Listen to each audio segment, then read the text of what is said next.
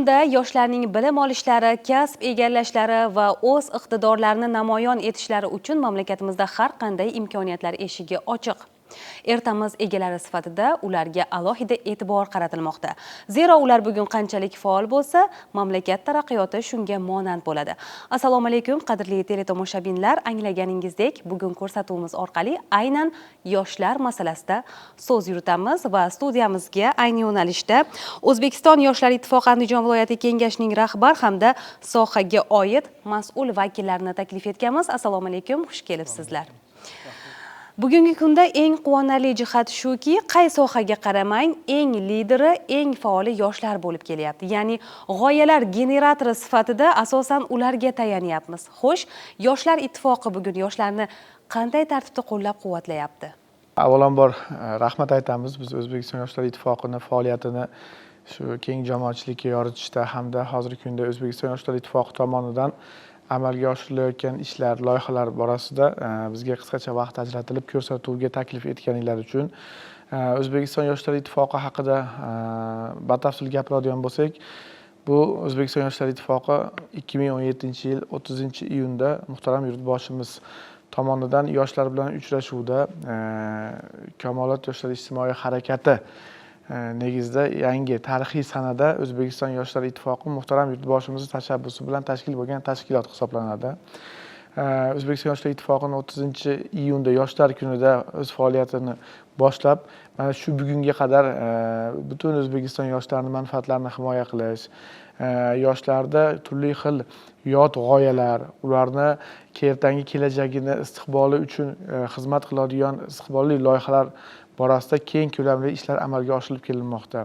Mazkur tashkilotimiz O'zbekiston Yoshlar ittifoqi borasida muhtaram yurtboshimizni bitta qaror, bitta farmonlari imzolangan bo'lib, bu qaror farmonga asosan bizni oldimizga qo'yilgan dasturiy vazifalarimiz mavjud.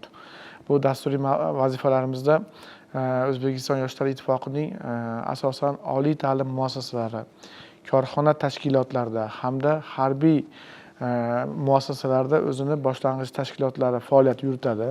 Oliy ta'lim muassasalarida faoliyat yuritayotgan yetakchilarimizni o'zlarining kengashlari mavjud hamda korxona tashkilotlarida ham bu o'zini kengashlari, o'zini belgilangan nizomga asosan, harbiy muassasalarda ham xuddi shu muddatli harbiy xizmatchilar hamda viloyatimizda faoliyat yuritayotgan kuch tuzilmalarida ham shu 30 yoshgacha bo'lgan harbiy xizmatchilarimizni ularda ham bilim salohiyatlarini oshirish, muhtaram yurtboshimiz tomonidan yoshlarga ilgari surilgan yangi tashabbus, yangi g'oyalar hamda O'zbekiston Yoshlar ittifoqining bevosita loyihalari bo'yicha shu 30 yoshgacha bo'lgan harbiy xizmatchilarimizni keng jalb qilish bo'yicha bu yerda ham boshlang'ich tashkilotlarimiz faoliyat yuritib bormoqda. Umuman olganda, mana yuqorida aytib o'tdingiz, 2017-yildan buyon Yoshlar ittifoqi faoliyatini boshladi. Xo'sh, bu yangi mexanizm bugun qanchalik o'zini oqlayapti? Qanaqa natijalarga erishildi? Bu O'zbekiston Yoshlar ittifoqining shu tashkil bo'lgandan beri ko'p sir emas, barchaning xabari bor.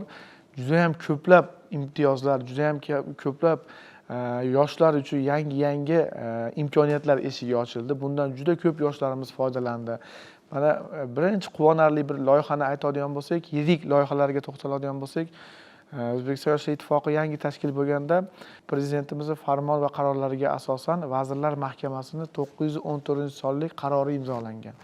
Bu 914-sonli qaror nimaiki deb so'raydigan bo'lsangiz, bu viloyatimizda shu eng faol bo'lgan O'zbekiston Yoshlar ittifoqi faollari, O'zbekiston Yoshlar ittifoqi tizimida faoliyat olib borgan sardorlar, bundan tashqari O'zbekiston Yoshlar ittifoqida oliy ma'lumotga ega bo'lmagan, lekin 2 yildan ortiq mehnat stajiga ega bo'lgan yoshlar uchun imtiyoz asosida, ya'ni grant asosida oliy ta'lim muassasalariga o'qishga qabul qilish bo'yicha shu Vazirlar Mahkamasining qarori 2017-yildan shu bugungi kunga qadar o'zini faoliyatini olib boryapti. Bu degani har yili bitta yosh viloyatimiz negizida aytadigan bo'lsak, shu qarorni nizomiga asosan viloyat hokimimiz hurmatli Shuhratbek Qo'shaqboyevich bu komissiyaning raisi hisoblanib, viloyat hokimimizni tavsiyasiga asosan, ichki komissiyasini xulosasiga asosan bitta yoshimiz respublika komissiyasiga taqdim qilinadi va shu yoshlar kuni arafasida bu xushxabarlik, yangilik, bitta yoshni, Andijonda eng iqtidorli yoshini oliy ta'lim muassasasiga imtiyoz asosida o'qishga qabul qilinishligi bu O'zbekiston Yoshlar ittifoqini bitta imtiyozlardan biri. Yana qo'shimcha qilib aytadigan bo'lsak, imtiyozlarni endi sanasak, sanog'i ko'p. Men sizga eng asosiylarini, hozirgi kunda yoshlarga dolzarb, yoshlarda qiziqishini uyg'otayotgan loyihalarimizdan bir nechasini sanab o'taman.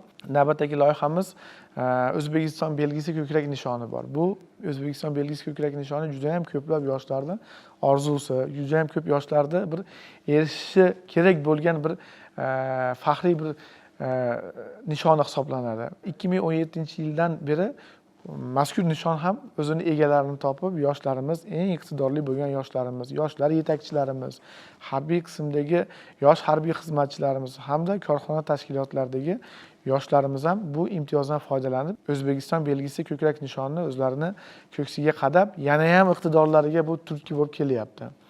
Bundan tashqari, xabaringiz bor, muhtaram yurtboshimizni yoshlarga yaratgan e'tiborlari sifatida yana bitta imtiyoz, buni barcha shu harbiy xizmatchilarimiz ayniqsa bunga juda ham hamohang, muddatli yillik harbiy xizmatda o'tab kelgan va muddatli harbiy xizmat davomida shu oliy ta'lim muassasalariga imtiyoz olishda o'zini qo'shimcha ballarni qo'lga kiritib kelgan yoshlarga o'qishga qabul qilingandan so'ng O'zbekiston Yoshlar ittifoqi tomonidan yil davomida bir marotaba, agar kontraktda o'qiyotgan talabamiz bo'lsa, shartnoma asosida o'qiyotgan talabamizga shu shartnomadagi mablag'larni 35%ni O'zbekiston Yoshlar ittifoqi markaziy kengash hisobidan qoplab berishlik imtiyozi joriy etilgan. Mana yuqorida aytib o'tdingiz, har qaysi oliy ta'lim muassasalarida boshlang'ich tashkilotlarimiz mavjud deb. Xo'sh, ushbu tashkilot qanday faoliyat yuritadi va yoshlar bilan ishlash mexanizmlari qanaqa? Avvalambor assalomu alaykum. Bevosita oliy ta'lim muassasalaridagi boshlang'ich tashkilotlarga to'xtaladigan bo'lsak, mana shu aka aytib o'tib ketgandek, muhtaram prezidentimizning tashabbusi bilan tashkil qilingan O'zbekiston Yoshlar ittifoqini oliy ta'lim muassasalarida o'zlarining boshlang'ich tashkilotlari mavjud va bu boshlang'ich tashkilotlari Oliy ta'lim, fan va innovatsiyalar vazirligi va O'zbekiston Yoshlar ittifoqi o'rtasida imzolangan qo'shma qaror asosida faoliyat olib boradi.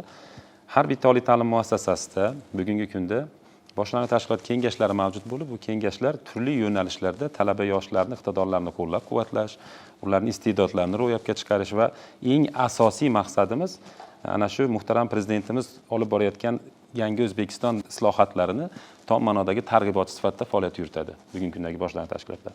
Bevosita 2017-yil bilan bugungi kungacha bo'lgan davrdagi oliy ta'lim muassasalaridagi boshlang'ich tashkilotlar faoliyatini tahlil qiladigan, sarhisob qiladigan bo'lsak, aytishimiz mumkinki, bugun yoshlarga berilayotgan imkoniyat, yoshlar uchun ochilayotgan eshiklar, barcha qulayliklar bevosita yoshlarning ertangi kuni ularning kelajakdagi o'rnini topish uchun xizmat qiladi va mana shu jarayonlarda boshlang'ich tashkilot koordinatorlari, boshlang'ich tashkilot yoshlar yetakchilari bevosita mana shu yoshlarning qalbiga, ongiga mana shu loyihalarda, mana shu islohotlarni singdirishda targ'ibotchi vazifasini bajarib kelmoqda bugungi kunda. Va mana yuqorida aytib o'tdik, kuch tuzilmalarida faoliyat qilayotgan yoki qiziquvchan yosh harbiy xizmatchilarni qo'llab-quvvatlash masalasi. Xo'p, bu bo'yicha qanaqa loyihalar amalga oshirilyapti bugun? Avvalambor assalomu alaykum. Bugungi kunda muhtaram prezidentimiz, qurolli kuchlarimiz oliy bosh qo'mondonlik 2017-yil 17-noyabrdagi 3394 sonli qaroriga asosan qurolli kuchlar kuch tuzilmalaridagi barcha harbiy qismlar, bo'linmalar, boshqarmalarda O'zbekiston Yoshlar ittifoqining yoshlar yetakchisi o'z faoliyatini olib bormoqda. Jumladan, xuddi shunday Andijon viloyatida joylashgan kuch tuzilmalarida ham yetakchilarimiz o'z faoliyatini olib bormoqda. Bulardan ko'zlangan maqsad shu harbiy qism yoki boshqarma joylashgan hududdagi yoshlarda harbiy vatanparvarlik ruhida tarbiyalash, yosh harbiy xizmatchilarni intellektual salohiyatini oshirish, ularning bo'sh vaqtlarini mazmunli o'tkazish hamda ular orasida iqtidorli yoshlarni kashf qilishdan iborat. Bugungi kunda yoshlar yetakchilarimiz tomonidan ham ko'plab tadbir va loyihalar amalga oshirilmoqda, birga hamkorlikda. Jumladan o'tgan oylar davomida bevosita 100 dan ortiq tadbir va loyihalar o'tkazildi. jumladan yoshlar, yosh harbiy xizmatchilar o'rtasida rahbar va yoshlar uchrashuvi, uch avlod uchrashuvlari, yoshlarni ongida yoshlarni turli yot g'oyalarga qarshi immunitet shakllantirish maqsadida mutaxassislarni jalb etgan holda oliy ta'lim muassasalarida, umumiy o'rta ta'lim maktablarida, professional ta'limlarda ham uchrashuvlar o'tkazib kelinmoqda. Shu bilan bir qatorda yoshlarimiz orasida, yosh harbiy xizmatchilar orasida intellektual salohiyatini oshirish maqsadida O'zbekiston Yoshlar ittifoqi Andijon viloyat kengashi kubogi uchun Zakovat intellektual o'yinlari, shu bilan bir qatorda ajdodlar izidan intellektual tanlovi o'tkazilib kelinmoqda va mana shu ajdodlar izidan intellektual tanlovi bu 4 bosqichda o'tkaziladigan tanlov bo'lib va o'tgan yili o'tkazilgan tanlov natijalariga ko'ra Andijon viloyati Ichki ishlar boshqarmasining jamoasi respublikada, ya'ni ushbu tanlovning respublika bosqichida g'oliblikni qo'lga kiritib, mana O'zbekiston Yoshlar ittifoqi Markaziy kengashi kubogini viloyatimizga olib keldi. Shu bilan bir qatorda bularni kitobxonlikka yanada qiziqtirish maqsadida kitob yarmarkalari va Temur tuzuklari bilimdoni, Bobur vorislari kabi kitobxonlik tanlovlari o'tkazilmoqda. Yana bir narsani ta'kidlab o'tishimiz joizki, yosh harbiylar o'rtasida sog'lom turmush tarzini targ'ib etish maqsadida ko'plab sport musobaqalari ham bevosita muntazam o'tkazib kelmoqdamiz. Endi mana shunday o'sha bo'sh vaqtlarni mazmunli tashkil etish uchun yoki yoshlarning jamiyatdagi faolligini oshirish uchun qaratilgan tadbirlarga yoshlarning munosabati, ishtiroki qanaqa bugun? Viloyatimizning olis hududlarida harbiylarimiz bilan birga borib, harbiy vatanparvarlik festivallari o'tkazamiz. Bevosita shu yoshlar bilan uchrashamiz, suhbatlashamiz va o'tkazayotgan shu tadbir loyihalarimizdan o'zimiz mamnun bo'lamiz. Ya'niki yoshlar bilan yoshlarning ko'zidagi quvonch, ularda vatanparvarlik ruhini oshganini, vatanga bo'lgan muhabbatini yanada oshganini bevosita ular bilan suhbatlash jarayonlarida guvoh bo'lamiz. Ya'ni ular men albatta kelajakda vatan himoyachisi bo'laman. Mana shu harbiylarimizdek ertaga men vatanimizni sarhadlarini qo'riqlayman, chegarachi bo'laman yoki turli shu kuch tuzilmalaridagi xodimlardek men ham kelajakda o'zimni shu vatan himoyachisiga bag'ishlayman degan so'zlarni eshitganda biz ham albatta quvonamiz. Endi qarangda, hamma imkoniyatlar baribir viloyat markazlarida ko'proq. Mana oliy ta'limlarda, boshlang'ich tashkilotlar deylik yoki kuch tuzilmalarida ham mana shunday tashkilotlar. Xo'p, bu viloyat markazidagi yoshlarga qaratilgan katta e'tibor.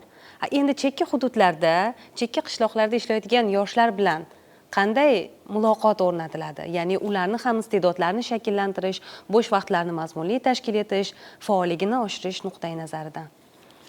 Xo'p, hozirgi bergan savolingizga mana hozir yuqorida harbiy muassasalar bo'yicha Baxtiyor aka javob berib o'tdi. O'zbekistonda istiqomat qilayotgan 14 yoshdan 30 yoshgacha bo'lgan barcha yoshlar bu O'zbekiston Yoshlar ittifoqini faol a'zolari hisoblanadi. Muhtaram yurtboshimiz mana dunyo arenalarida, dunyo katta maydonlarda O'zbekiston yoshlari bilan faxrlanayotganligi, hozirgi 3-renessans davrini yoshlari, bunyodkorlari deb turib baralla aytayotgani bu albatta hamma yoshlarga kuch beradi. Bu g'oyalar, bu takliflar sababiki muhtaram yurtboshimiz bosh yoshlar siyosati davlatimizda eng asosiy bir ustuvor vazifasi bo'lib turganda joriy yilda 24-fevralda muhtaram yurtboshimiz yoshlar bilan ochiq muloqoti bo'lib o'tdi. Ochiq muloqotda eng quvonarli yana bir ilgari surilgan tashabbus har payshanba yoshlar bilan rahbarlarning uchrashuv kuni, yoshlarning muammolarini eshitish kuni va yoshlarda yangi loyihalarini, yangi g'oyalarni o'rganish kuni qilib muhtaram yurtboshimiz belgilab berdi. Viloyatimizda ham viloyat hokimimiz bosh barcha turdagi tashkilot rahbarlari, muassasa rahbarlari nafaqat yoshlarga mas'ul bo'lgan, balki viloyatdagi jamiki tashkilotlar yoshlar bilan ishlab eng chekka hududdagi eng chekka mahallalardagi yoshlar ham bu muhtaram yurtboshimizni yangi g'oyasidan, tashabbusidan mosuvo qolmayapti. Haligi bee'tibor qolmayapti. Sababiki ularning muammolari, tashvishlari o'rganilyapti. Biz ham O'zbekiston Yoshlar ittifoqi shunday bir an'anani yo'lga qo'yganmiz. Har haftada bir kunda o'zimizga bir belgilab, chekka hududlarga yoshlar ishtirokida katta festival, yoshlar festivallarini tashkil qilyapmiz. Mana guvoh bo'lyapsizlar, ijtimoiy tarmoqlarda, televideniya orqali buni yoritib boryapmiz. Har haftada bir marotaba yoshlar festivali. Bu festivallar doirasida yoshlarni vatanparvarlik ruhida tarbiyalash, yangi g'oyalar, ularga yangi shu yoshlar uchun yaratilayotgan imkoniyatlar borasida kerakli mutaxassislar hamda bundan tashqari festival doirasida ochiq muloqotlar tashkil qilinib, turli xil yod g'oyalar, Qo'shtirnoq ichidagi ommaviy madaniyatni ta'siri va shu kabi yoshlarda ongiga, yoshlarda shu bilim salohiyatiga salbiy ta'sir qiladigan omillar borasida viloyatimizda kerakli mutaxassislar ishtirokida ochiq muloqotlar o'tkazilyapti. Ochiq muloqotlar davomida shu chekka hududdagi yoshlar ham o'zlarini bilimlari, o'zining iqtidorlarini shu yerda so'zga chiqib, bu yerda o'zlarini fikrlarini namoyon etgan holda bularni yangi yoshlarni kashf etish laboratoriyasi desak ham bo'ladi, kashf etish orqali bularni yana ham kengroq g'oyalarga, loyihalarga keng jalb etilib kelinmoqda. Endi mana shunaqangi ochiq muloqot, ya'ni yuzma-yuz muloqotlarda yoshlar tomonidan qanday takliflar ko'proq kelib tushyapti? Qaysi yo'nalishlarga oid? Bevosita yuqorida aytib o'tganimdek, O'zbekiston Yoshlar ittifoqi asosan yoshlarni loyiha tadbirlariga jalb qilish, g'oyalar bilan ishlashda ko'proq jonbozlik ko'rsatadi. Bizda ko'proq yoshlar bilan uchrashganimizda bularda ko'proq aytilayotgan, hozir mana barchamizga ma'lum, internetda to'siq yo'q. Jahon orqali bitta qo'lidagi telefon qurilmasi orqali butun dunyoda bo'layotgan hodisa va voqealardan xabardor bo'lib turibdi. Shuning uchun yoshlarimizdan hozirgi kunda bizga eng quvonarli holatlardan biri ularda kitobga bo'lgan qiziqish, kitobxonlik sohasiga bo'lgan qiziqish. Joylarga borganimizda shu kitoblarni taqdim qilishligimiz yoki kutubxonalar, kitob borasida ko'proq tanlovlar o'tkazishimiz. Undan tashqari yoshlarni milliy urf-odatlar, milliy an'analarimizga bo'lgan qiziqishlari va shu yo'nalishda, shu borada ko'proq loyiha tadbirlarni amalga oshirish yoshlarimiz tomonidan ko'plab fikrlar bildirilmoqda. Men sizga umumiy respublika kesimida aytadigan bo'lsam, O'zbekiston Yoshlar ittifoqi tomonidan yaxshi bir loyiha ilgari surildi, tashabbus qilindi. Milliy liboslar ko'rgazmasi. Bu har yili bir marotaba shu chekka hududlardan qiziqish uyg'otgan yoki shu oliy ta'lim muassasalarida faoliyat olib borayotgan, o'qiyotgan talabalarimiz, nafaqat oliy ta'lim muassasasi, balkim uyushmagan yoshlar, bevosita viloyatimizdagi dizaynerlar, shu milliy liboslar bo'yicha dizaynerlarda o'zlarining xohishlaridan kelib chiqib, yilda bir marotaba hududlarda milliy fashion hududiy bosqich tanlovini tashkil etish yo'lga qo'yilgan. May oyining birinchi dekadasida bu tanlovni biz hududiy bosqichini o'tkazdik. Biz kutilganimizdan ham ko'ra ko'proq ishtirokchilar, ko'proq yoshlar shu milliy fashion, milliyligimizga targ'ib bo'ladigan tadbirga ishtirok etish istagini bildirganligi, arizalar kelib tushgani bizni quvontirdi. Bu yerda mana milliy fashionda oliy ta'lim muassasalari, keng jamoatchilik vakillari tomonidan ishtirokchilar ishtirok etib, bitta jamoamiz shu may oyining oxirgi 10 kunligi davomida amalga oshiriladigan milliy fashion respublika bosqichiga yo'llanmani qo'lga kiritdi.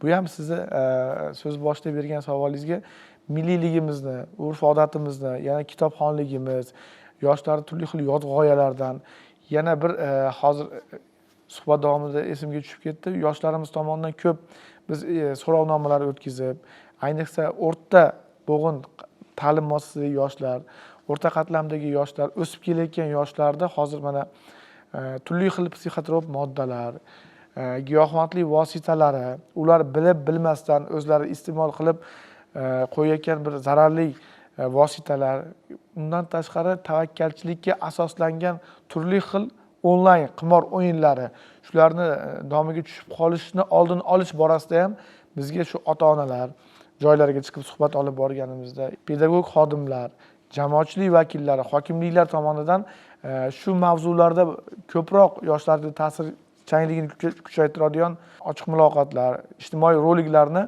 ko'proq namoyish etish taklifi berib o'tiladi. Endi bu rejadan tashqari bir savol sizga. Agar siz ham yana o'sha yoshlik paytingizga qaytib qolsangiz, ittifoq taqdim etayotgan qaysi imkoniyatdan foydalangan bo'lardingiz? Bu bizni yoshligimiz, agar siz bergan savolga asosan qaytib qoladigan bo'lsa, hozir insonni shoshtirib qo'yadi-da, imtiyoz. Muhtaram imkoniyat ko'p. Muhtaram yurtboshimiz bitta mana 24-fevral kuni respublikamizdagi iqtidorli yoshlarni bitta iqtiboslari bizga juda ma'qul keldi. Bitta muhtaram yurtboshimizni berayotgan imtiyozdan hali to'la to'kis foydalanmagungacha yana yangi imtiyozlar kelib tushyapti. Bu hali vaqt yetmayapti imtiyozlardan foydalanish. Agar siz aytgandek yana yoshlikka qaytib shu imtiyozlar qaysi imtiyozdan foydalanish desa, men baralla aytardim, navbat hozir shunaqa tizim qilindi, hamma imtiyozdan foydalangan bo'lardim. Mana viloyat hokimimiz tomonidan ham o'zingiz mana guvoh bo'lasiz, yoshlar bilan juda ham ko'plab muloqotlar olib boriladi. Juda ham ko'plab muammo tashvishlarni yoshlar ochiq qolmaydi. Ochiq qolishga vaqt ham yetmayapti. Chunki doim muloqot, doim uchrashuv qayerda bo'lsa, shu viloyat hokimimiz ham birinchi navbatda yoshlar bilan ishlab, yoshlarning muammolarini eshitib, qaysi uchrashuv bo'lmasin, qaysi katta tadbir bo'lmasin, albatta yoshlarga e'tibor qaratib, ularning muammo tashvishlarini eshitib, nafaqat muammo tashvish, ularning loyihalarini qo'llab-quvvatlab, ularga yangi imkoniyatlarni ochib berishdan mutasaddi rahbarlarimiz ham o'zi charchamayapti. Ilhom aka, oxirgi yillarda e'tibor qaratsak, oliy ta'lim muassasalarida o'qiyotgan talabalar o'rtasida nomdor stipendiyantlar soni ko'payib boryapti-da. Bu quvonarli albatta. Ya'ni ilmli yoshlar, izlanuvchan yoshlar va aynan bu ilm izlanish orqasidan natija ko'rsatayotgan yoshlar soni ortib boryapti. Xo'sh, oliy ta'lim vazirligi bilan hamkorlik yana qanaqa imkoniyatlar beryapti? Bugungi kunda ta'limdagi xotin-qizlarga berilayotgan imkoniyatlar ham cheksiz. Bulardan bir nechtasini sanab o'taman. Agar talaba qizlarimiz magistratura bosqichida, ta'limning keyingi bosqichi magistratura bosqichiga o'qishga kiradigan bo'lsa, agar u to'lov shartnomasi asosida o'qishga kirib qoladigan bo'lsa ham, muhtaram prezidentimizning tashabbuslari bilan to'liq davlat granti asosida ta'lim olayotganligi yoki bo'lmasa mana jamiyatdagi faol qizlarimizni Zulfiya nomidagi davlat mukofoti bilan taqdirlanishi va bu mukofot bilan taqdirlangan qizlarimiz bevosita ta'lim muassasalariga davlat granti asosida o'qishga qabul qilinishi yoki bo'lmasa ta'lim muassasasida to'lov shartnomasi asosida o'qiyotgan talaba qizlarimiz uchun ta'lim kreditlarini foizsiz qilib belgilab berilganligi bu talaba qizlarimizga berilgan imkoniyatni kichik bir debochasi desam mubolag'a bo'lmaydi. Qolaversa, bugungi kunda yoshlar o'rtasida, ayniqsa yigitlar o'rtasida harbiy vatanparvarlikka qiziquvchilar, ya'ni o'sha yurt daxlsizligini qo'riqlash, qolaversa o'sha qurolli kuchlarda xizmat qilayotganlarga havas hissini uyg'onishi va aynan mana shularni hisobga olgan holda maktablarda alohida harbiy qismlarni, harbiy sinflarni tashkil etilishi ham bu davlat tomonidan yoshlarga qaratilayotgan e'tibor. Va bugungi kunda ana shunday yo'nalishga qiziquvchan yoshlarni real o'sha jarayonlarni ko'z bilan ko'rishi uchun bir qator loyihalar ham amaliyotga joriy etilgan. Masalan, harbiy qismda bir kun loyihasi. Keling shu haqda ham ma'lumot berib o'tsangiz.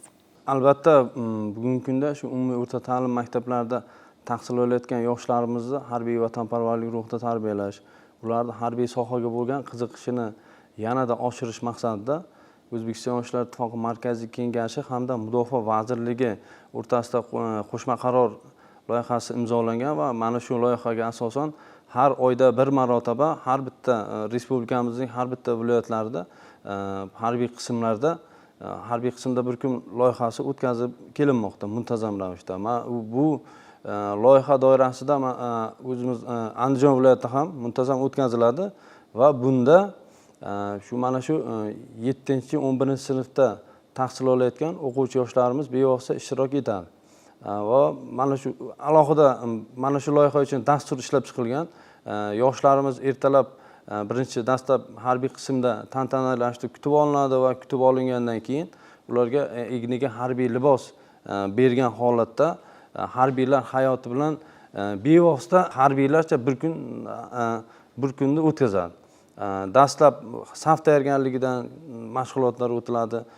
Mana shu harbiy qismda ajratilgan ofitser, serjantlar tomonidan keyinchalik sport musobaqalari o'tkaziladi va harbiycha tushlik albatta va madaniy dasturlar ham rejalashtiriladi. Shu bilan bir qatorda ularda harbiy sohaga bo'lgan ko'nikmalarni yanada oshirish maqsadida harbiylar bevosita amaliy mashg'ulot o'tkazadigan poligonda o'quvchilarimiz amaliy o'q otish mashg'ulotlari bilan bevosita ishtirok etib, o'zlari ham otib ko'rishga muvaffaq bo'lmoqda. Umumiy yakuniy xulosaviy fikr ma'nosida aytadigan bo'lsak, hozir mana O'zbekistonda nafaqat yoshlar tashkilotlari, balki yuqorida aytib o'tganimdek muhtaram yurtboshimiz bir chiroyli iqtiboslarini doim shu yoshlarga kuch beradi. Siz yulduzni olmoqchi bo'lsangiz men nima uchun yelkamni tutmay degan bir chiroyli keltirish iqtibos so'zlari yoshlarga doim kuch bag'ishlaydi. O'zbekistonda mana million yoshlarimiz bo'ladigan bo'lsa, hozir har bitta mas'ul inson, mas'ul shaxs, mas'ul rahbarlar birinchi navbatda yoshlarimizni istak g'oyalari, yoshlarimizni ertangi kelajagiga befarq bo'lmagan holatda faoliyat olib boryapti. Biz shuni aytardikki, O'zbekistonda mana ko'plab yoshlarimiz bilmaydi desak xato bo'ladi. O'zbekiston yoshlar bo'yicha berilayotgan imtiyoz, berilayotgan imkoniyatlarda. Chunki ijtimoiy tarmoqlarimizda, Telegram sahifalarimizda mana O'zbekiston Yoshlar ittifoqining ham o'zini rasmiy kanallari, rasmiy bot murojaat kanallari mavjud. O'zbekistondagi barcha yoshlarga muhtaram yurtboshimiz o'zini bag'rini ochib turganda biz soha mutaxassislari shu yoshlarni ertangi kungi kelajagi uchun xizmat qiladigan mas'ul vakillar sifatida muhtaram yurtboshimizni joylardagi komandasini bir a'zolari sifatida yoshlarga shuni aytardikki, yoshlar uchun doimo bizni eshiklarimiz ochiq. Misol yoshlarni doim eshitishga biz tayyormiz. Yoshlarning loyiha va g'oyalarini, ularni tashabbuslarini imkoniyatimiz doirasida, imkoniyatimiz cheklangan holatda esa imkoniyatni yetib boradigan joylarga biz xizmatchi sifatida muhtaram yurtboshimiz yaratgan imkoniyatni kerakli organlar bilan yoshlarni bog'laydigan bir ko'prik sifatida xizmat qilishga tayyormiz va barcha O'zbekistonimiz, xususan hududimizdagi Andijonimizdagi yoshlarni har qanday loyiha va takliflarini kerakli joylarga yetkazishda biz xizmat qilishdan charchamaymiz. Rahmat ishtirok va chiroyli fikrlar uchun. Chindan ham bugungi kunda yoshlar bilan ishlashning yangi mexanizmi yo'lga qo'yildi. Har qanday rahbar kursisidan tushib yoshlar ichiga kirib borilyapti va har qanday murojaatlar, muammolar yuzma-yuz muloqotlarda o'z yechimini topyapti. Qolaversa, yuqorida aytib o'tilganidek, yoshlar uchun imkoniyatlar ketidan imkoniyatlar taqdim etilyapti. O'ylaymizki, aynan mana shunday g'oyalar generatori bo'lgan Yoshlar ittifoqiga o'z tashabbuslaringiz bilan ishtirok etasiz va davlatning ishonchini oqlab, yetuk inson sifatida shakllanasiz. Dasturlarimiz davom etadi. Biz sizlar bilan xayrlashamiz. Omon bo'ling.